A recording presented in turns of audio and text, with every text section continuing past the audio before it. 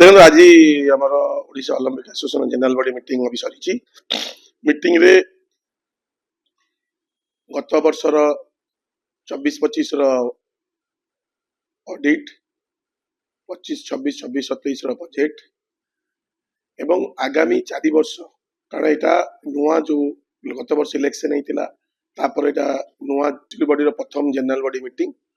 से बहुत गुरुत्वपूर्ण जिनस आलोचना है कारण 2036 रे भारत वर्ष रे ओलंपिक हबार संभावना अच्छी माननीय प्रधानमंत्री चेष्टा करुचंती 2036 रे भारत वर्ष रे ओलंपिक हम 2030 रे कॉमनवेल्थ अच्छी तो से केमिति अधिक रु अधिक आम ओडिया पिला आम ओडिशा पिला भारतीय दल रिप्रेजेंट करें से सब एसोसिएशन मान संगे आलोचना है आगामी दिन में केमिति आम डिस्ट्रिक्ट रे क्रीडार आहरी प्रचार प्रसार हम ताऊपर आलोचना है एवं स्पोर्ट्स गवर्नेंस एक्ट 2025 जोटा आसी ताऊपर भी ये आलोचना है 6 मास भितर जून गवर्नमेंट ऑफ इंडिया जो सर्कुलर पठे जून 2026 भितर कॉन्स्टिट्यूशन अमेंड करी डिसेंबर भितर जार जा इलेक्शन पेंडिंग अच्छी इलेक्शन कंप्लीट करने आम कॉन्स्टिट्यूशन कमिटी रे आगामी दिन गोटे स्पेशल जनरल बॉडी करी ओडिशा ओलंपिक एसोसिएशन कॉन्स्टिट्यूशन आम अमेंड जाऊँ से हिसाब से सब स्टेट एसोसिएशन एवं एथलेटिक फेडरेशन भी डिस्ट्रिक्ट एसोसिएशन मान गोटे मॉडल कॉन्स्टिट्यूशन आसूची ताकू भी आम नेशनल स्पोर्ट्स गवर्नेंस एक्ट संगे मिसेकिना गोटे मॉडल कॉन्स्टिट्यूशन आसू डिस्ट्रिक्ट एसोसिएशन मान से भी आम इम्प्लीमेंट करने जीवु तो पॉजिटिव मीटिंग है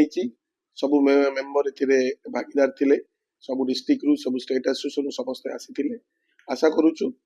जो भाव में राज्य सरकार स्पोर्ट्स को अग्राधिकार देइछंती सेंट्रल गवर्नमेंट अग्राधिकार देइछंती तो आगामी दिन में निश्चय ओडिशा स्पोर्ट्स और देखो सब बड़ मु धन्यवाद देवी आम माननीय मुख्यमंत्री श्रीयुक्त मोहन चरण माझी सार को एवं श्रीयुक्त सूर्यवंशी उदीयमान स्पोर्ट्स मिनिस्टर तांकर प्रचेष्टा आज वर्ल्ड एथलेटिक्स मीट हवा को जाउची इंडोर वर्ल्ड एथलेटिक्स मीट 2028